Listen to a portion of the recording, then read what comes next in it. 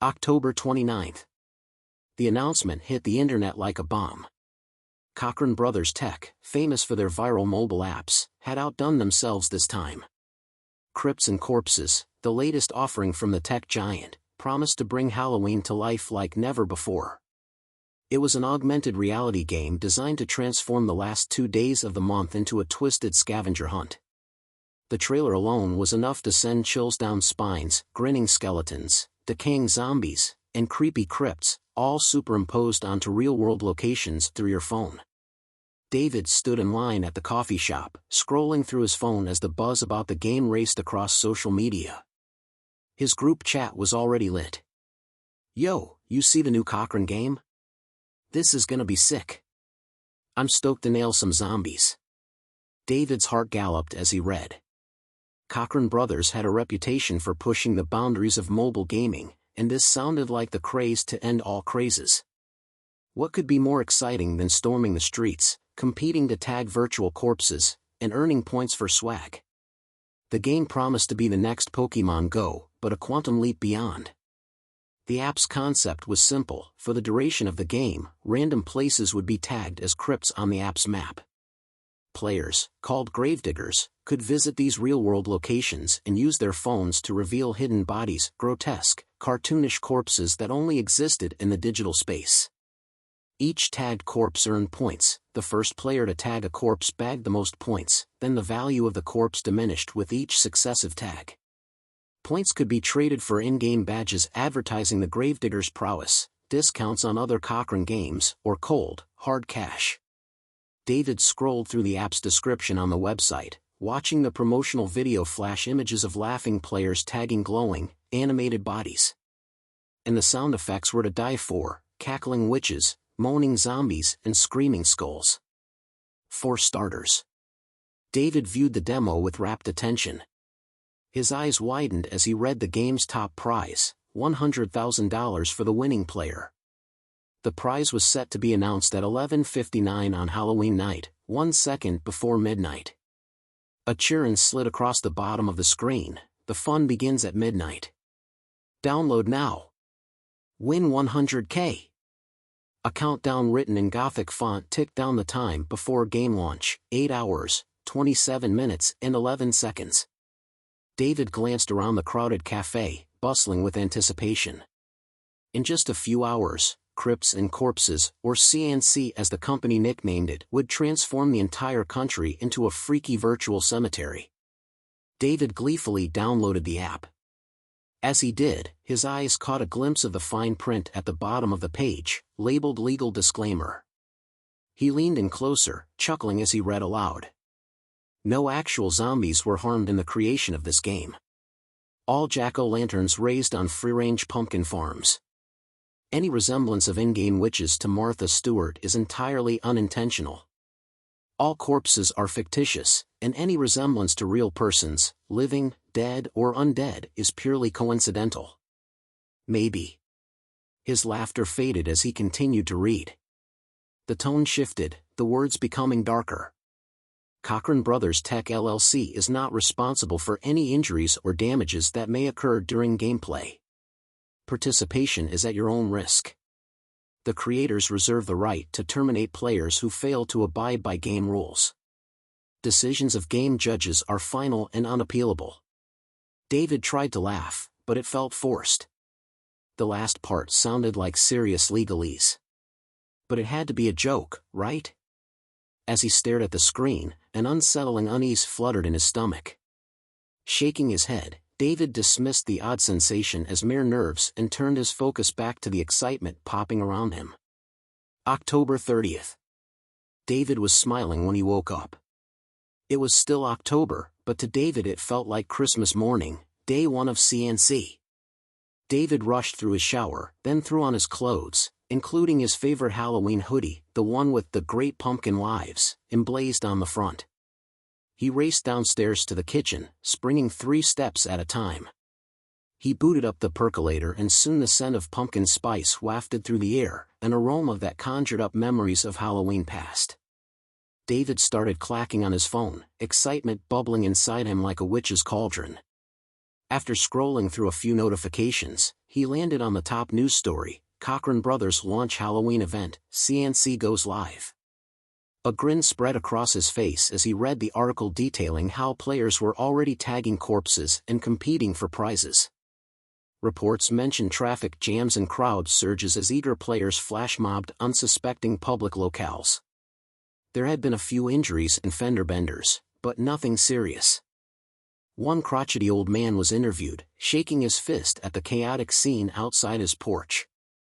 "I wish those kids would get off my damn lawn," he grumbled, his frustration a comical reminder of how the game was already appending neighborhoods across America. David laughed at the oldster. "Get off my damn lawn?" Did he really just say that? David thought the geezer looked like Crypt Keeper from Tales from the Crypt, complete with a ghoulish, half-dead countenance and tattered clothes. David wished he knew where he lived. How much fun it would be to TP his house on Hallows Eve. Today's the day. David shouted and pumped his fist. He checked the game app on his phone. The countdown timer ticked down to the game's finish line, 38 hours, 45 minutes, and 23 seconds away. David poured a cup of coffee. Just as he took a sip, his phone buzzed with a game update. The game is live. Hunt for crypts in your area. Tag corpses. Win 100K. There was no time to lose. It was time to hit the streets. David grabbed a granola bar and rushed out the door, his heart thumping. The sun sparkled brightly, and the neighborhood zizzed with bustle. As David booted up the game, other players scampered past him, their faces buried in their phones. Laughter and shouts rang through the air. David already felt a sense of bonded camaraderie with these strangers, all united by the thrill of the best game ever. Arriving at the park, David spotted the first crypt icon blinking on his app. It was nestled beneath a sprawling oak, its branches swaying gently in the breeze like jagged arms inviting a hug. He approached the tree, adrenaline coursing through him as he raised his phone to scan the area. A cartoonish corpse popped on David's screen, sprawled out comically on the grass, with googly eyes and a goofy grin. It donned jeans and a t-shirt reading, "Grateful Dead." David snickered as he tagged the corpse, his phone vibrating with a spooky cackle as it rung up his newly won points. "Gotcha," he exclaimed. The hunt was on. Players skipped from one location to another, one crypt after another, tagging corpses and racking up points. The excitement was mounting with every ping of their phones. Just as he was about to tag another corpse, David spotted a familiar figure approaching. It was Raven, her signature goth style unmistakable even from a distance. Today, she wore a black sweatshirt emblazoned with a faded graphic of a skull and the words, "We are the weirdos, Mr." Raven's goth uniform was rounded out with combat boots and a plaid skirt that swayed as she walked. She was clutching her phone like a talisman. "Hey, Gourdhead," she called, her voice dripping with her signature sarcasm. "Nice threads, Raven." David replied, grinning. "Planning a tea party with the dead?" "You know it," she shot back, her dark eyes, black contact lenses, glittering like onyx. "I'll take a wild guess," David said, pointing at Raven's phone. "Corpse hunting?" "Hell to the yeah. I just bagged 3 of the nasties. First tag, maximal points." Raven shouted, her arms sweeping the park. David laughed. "Wanna hunt together?" "Sure. Let's see how many points we can rack up before sunset." She reflected, then added, "But if we win the 100 grand, it's a 60-40 split, since I'm the brains of this operation." David laughed. "Deal." As they stalked corpses together, their dark banter turned the adventure into a shared quest. They raced about, tagging virtual beasties, swapping insults, and fantasizing about what they'd do with the 100 thou when they won. But as daylight dwindled, David noticed an arresting shift. The corpses they were tagging began to resemble real people more and more. The cartoonish animations were fading away, replaced by avatars that appeared very human. David did a double take when the game displayed a corpse swinging by the neck from a tree, his tongue lolling from his mouth, his lifeless blue eyes bulging. The corpse, David thought, could pass for a twin of the crotchety crypt keeper quoted on the news that morning. David dutifully tagged it and bagged his points, but frowned as he heard the now familiar cackle announcing his increased score. Raven noticed her friend's shifted mood. "David, what's up?" she asked. "Nothing, it's just, well, it's getting a little weird, don't you think?" David glanced around at the players milling about. Their enthusiasm seemed to be morphing too, alloyed now with confusion, as if they couldn't quite believe the realism they were seeing on their screens. Raven let out a laugh. "Duh, that's the point, dummy.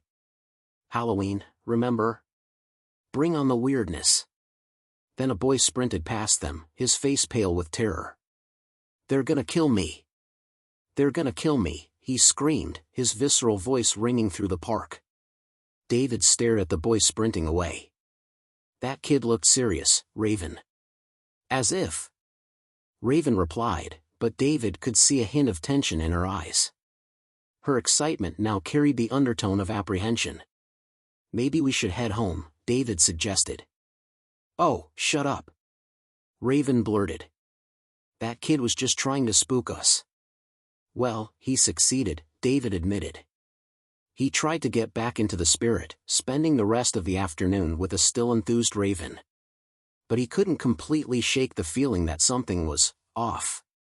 He glimpsed at the app's countdown clock, ticking down to midnight on Halloween. 31 hours, 12 minutes, 52 seconds.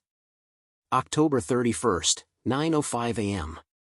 David jolted awake to the sound of his phone buzzing incessantly on the nightstand.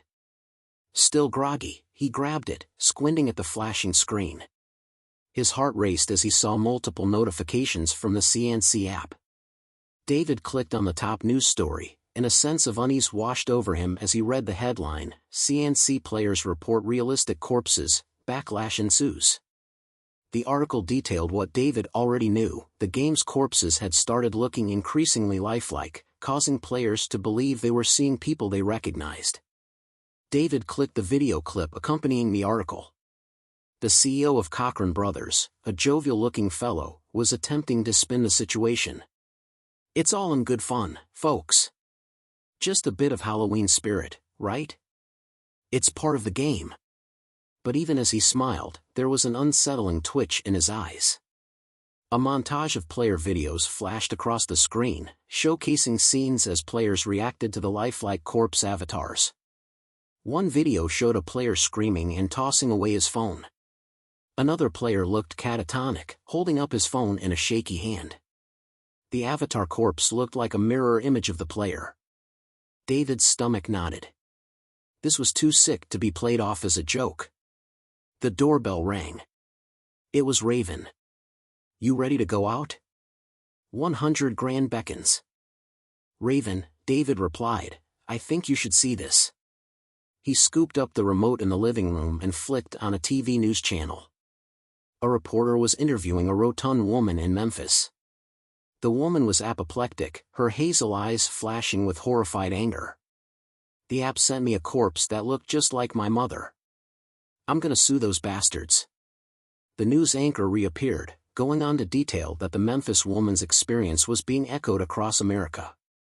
In response to the outrage, representatives of the Federal Trade Commission and Federal Communication Commission have announced that they plan to investigate. David turned to his friend. "Something's wrong," he said. "That woman." Raven blew a raspberry. "Oh, please. Don't you know a shill when you see one? Crypts Brothers obviously paid her to say that. What better way to stoke up interest in the game? It's genius, if you ask me." David shook his head. "But they said it was happening across the country." "Well," replied, half-heartedly, "the Crypts Brothers are billionaires. They can buy lots of actors to plant fake stories." But Raven's voice betrayed a hint of doubt. "I don't know, Raven." Raven's phone buzzed. She brought it to her face. Exhilaration thrilled through her features. "No friggin' way," she gasped. "What? The next crypt? It's my old hellhole of a high school. No way I'm missing out on that corpse." She glared at David. "You gonna go with me?" Or are you gonna wimp out 'cause you're too scared? She sneered as she raised air quotes around the last word. David pondered. The thought of Raven fending for herself in the increasingly macabre maelstrom outside made him nervous. "I'll go," he said, trying to sound lighthearted, if only to keep you from getting into too much trouble. Raven cheered and offered a high five.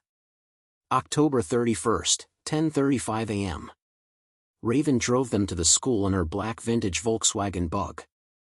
David's eyes teared as Raven chain-smoked one cigarette after another as she drove. The car inched along at a snail's pace, since packs of CNC players were darting in and out of traffic, eyes riveted to their phones, chasing the next assigned corpse. They parked near the school and Raven studied her phone. Her eyes grew wide. "Oh, snap. What's wrong?" "Nothing." Raven cheered.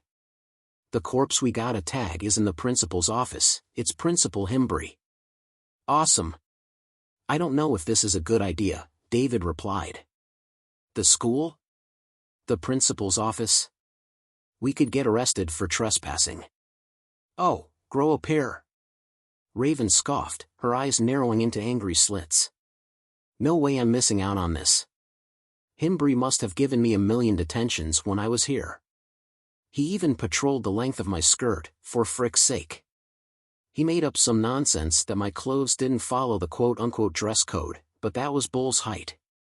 The perv just wanted an excuse to eye my assets up close. I'll be damned if I'm gonna miss a chance to tag his dead ass." With a sigh, David surrendered. He knew he should put his foot down, but he also knew Raven, nothing could stop her when she was on a mission. "Fine," he said, trying to be firm. "But if anything seems off, we're leaving." As they entered the school, the familiar halls felt eerily quiet. The buzz of students and laughter usually filled the space, but today, an ominous silence hung in the air. "Weird," David said. "Where's everyone?" Raven shrugged. "Maybe they're in class. Or attending a Halloween assembly. Or maybe everyone just ditched school to play CNC." They made their way to the principal's office, the walls lined with motivational posters that felt incongruous in the tomb-silent school. Raven glanced at her phone. 10,000 points to tag Himbry. "Hurry!" They went to the school office, also abandoned, and crept to the principal's office door. David's hand hovered over the doorknob. "Raven, are you sure about this?" "Do you really gotta ask?" she laughed, pushing the door. It opened with a protesting squeal. The room was dimly lit, papers strewn across the desk as if a storm had blown through. David felt a foreboding chill. "Maybe we should turn back," he suggested weakly. But Raven was already scanning the room with her phone, excitement bubbling over. "No way! I want my 10,000 points. Where's the Farkin corpse?" Then David saw it. There, slumped over the desk, was Principal Himbry. His body lay lifeless, a pen still clutched in his cold fingers. His face was fixed in a rictus of terror. "Raven!" David's unbelieving voice trembled as he stepped closer. "It's Himbry. It's really him." Raven froze, her excitement draining as she took in the scene. "This can't be happening." David staggered back, his mind racing. "It can't, but it is." They stood in paralyzed silence, reality crashing down around them. Raven eyed Himbry's desk. She squinted, puzzled. "David? What?" Raven spoke slowly. "Himbry doesn't have a phone. How could the game?" Her question was cut off by the boom of the school's front door banging open. "Police," barked a voice. "Is anybody here?" "Let's go!" David exclaimed. October 31st, 12:45 p.m. David and Raven bolted from the school, adrenaline coursing through their veins. Their breaths came in frantic bursts, each footfall stoking their panic. The chill of the autumn air bit at their skin as they sprinted down the sidewalk. In a split-second decision, they abandoned Raven's car. The streets were gridlocked, a cacophony of honking, shouting and smashing metal. It was pandemonium, the world around them spiraling into a nightmare. They arrived, breathless, at David's house. They burst through the front door and bolted it shut behind them. David flicked on the TV. Reports are flooding in from across the country of CNC players encountering real corpses. Police are struggling to respond to reports of missing persons. The news anchor's voice rang out in barely suppressed panic. David's stomach dropped as horrifying images flashed on the screen, unbelieving players surveying grotesque scenes, their shoes dipped in blood. Federal authorities report that they have been unable to locate the Cochran brothers' CEO, Wilfred McCreary. The Federal Emergency Management Agency is urging players to stay indoors and report any other suspicious activity related to the game to local police. What the hell does that mean? Raven muttered, shaking her head, her face ghost white. Report other suspicious activity? As if people dropping dead at random doesn't count as suspicious enough? Before David could respond, his phone buzzed violently. He hauled it out, his eyes widening as a notification from the game appeared, the words glowing ominously on the screen. Don't be scared, just play. You're both in this together. Win 100K. What the hell, he breathed, a chill thrilling up his spine. Raven glanced over his shoulder, her eyes darting between the TV and his phone. You're both in this together? How the hell can the game see us? As if on cue, another notification pinged, there's a corpse next door. 5,000 points. Win 100K. David's skin prickled, the weight of the words hanging heavy in the air. I don't know if. Raven's phone buzzed, tag the corpses, or you might be next. Win 100K. What? Why are they sending these? This is beyond farked up. Raven cried, her fingers trembling over the screen. I don't think they are in control anymore, David mumbled numbly. Look. Raven pointed at the TV. The FBI is trying to shut down the CNC server. The anchor confirmed Raven's words. Despite attempts to shut down the main server, it seems the game has embedded itself in the fabric of the internet, hijacking servers and creating mirror sites of itself. Authorities are urging people to stay indoors and ignore urgings of the game. Then the newscast was interrupted by a blank screen and the trill of a simple tone, familiar and chilling. An emergency broadcast system alert. October 31st, 2 p.m. David and Raven stood stock still, mouths agape, as the TV blared the emergency broadcast, the flickering screen casting an ominous glow in the dimly lit room. The president has declared a national emergency, intoned an artificial voice in a metallic monotone, due to events of an unconventional nature. You are strongly advised to return to your homes and shelter in place. You are advised to remain with trusted friends or family members through the duration of this emergency. Under no circumstances should anyone remain alone. We will provide further details as they become available. That is all. Raven blinked, her expression stricken. She opened her mouth to speak, but couldn't find words. David took her hand in his, trying to offer some semblance of comfort. At least we're not alone. We're safe, he reassured, though the tremor in his voice betrayed his uncertainty. Are you kidding me? Raven snapped, jolting her hand back, her voice rising. Who knows who's safe or not? The thud of his heart whooshed in his ears. You heard the message. Maybe the game can only get you if you're alone. Like Principal Himbry, he reasoned, more desperate to convince himself than convince Raven. Raven snorted. Game? Does this look like a game to you? It's gone totally rogue. Even the company's CEO has jumped ship. David's gaze locked on the TV, the newscast having returned. Chaos reigned in real time. Panicked people were turning on each other now, clawing each other bloody as they stampeded to obey the game's commands and tag corpses, desperately believing that submitting to the game's whims was the key to staying alive.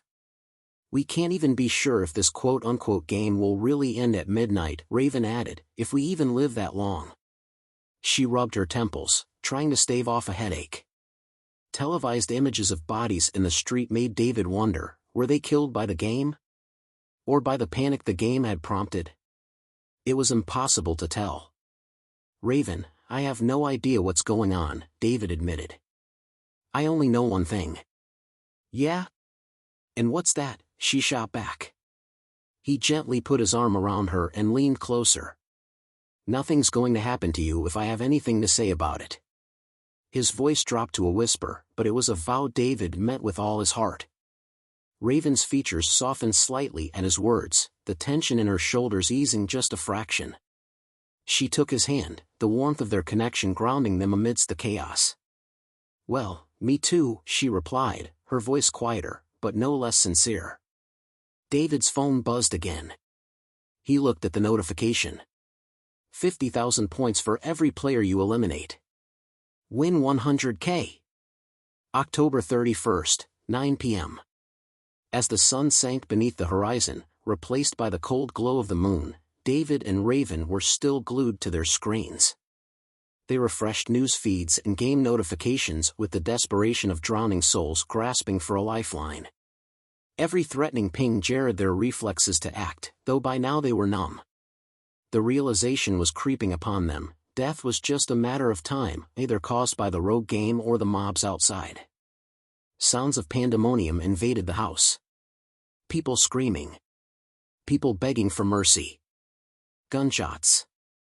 David knew he would carry for the rest of his life, short as that might be, the sound of a desperate young woman's pleading voice, "Steve. You can't just leave me like this. Steve." Then, with a sudden flicker, the lights dimmed. A sharp crack followed, plunging them into darkness. "Shite. Not now!" Raven cried. David tried to access the power company's website. "I can't get anything," he muttered, staring at the unresponsive screen. "Internet's dead." Raven swiped at her phone in disbelief, but when it failed her too, she let out a low growl. Without warning, she hurled her phone against the wall.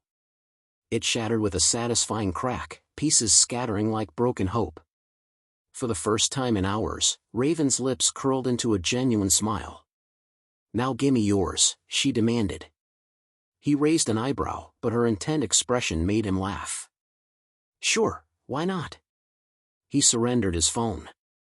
Raven smashed the phone against the wall with glee. A beat of silence. "Alone at last," David finally said, and gave Raven's hand a gentle squeeze. Raven groaned. "Bruh," she said, "don't even think about getting sappy on me. If you're about to confess some kind of deathbed quote-unquote undying love, I swear, just choke me now." David's laughed honestly for the first time in days. "No, no," he said, holding up his hands in mock surrender. "What I meant to say is, Raven, you're the truest friend I've ever had." The goth's smirk softened. "Back at cha," she said, then couldn't resist adding, "even if you are a bit emo for my taste." They shared the moon-painted darkness, the weight of uncertainty replaced with the lightness of accepted fate. "So, this is how the world ends," David said after a moment, his voice reflective. Not with a bang. Not with a whimper. But with a friggin' app. What a bummer. Raven shrugged. "Meh. At least we don't have to worry about Christmas shopping this year." David grinned. "Small favors." After a pause, Raven turned to him, her eyes glinting mischievously in the faint moonlight. "Hey, do you have a Ouija board?" David blinked, taken aback by the sudden question. Yeah. Why?" "Well," Raven pondered, "if an app can kill people for real on Halloween, then maybe a Ouija board can contact the dead for real, too." David stared at her for a second, then shrugged. "I guess I can't argue with that logic. Worth a try. Who do you want to contact?" Raven's expression softened. "My dad." David felt a pang of sympathy. "What do you want to ask him?" Her lips curled into a wry smile. "The one thing I've always wanted to know." "What's that?" "Whether heaven has a smoking section, of course." David laughed and got up to retrieve the Ouija board.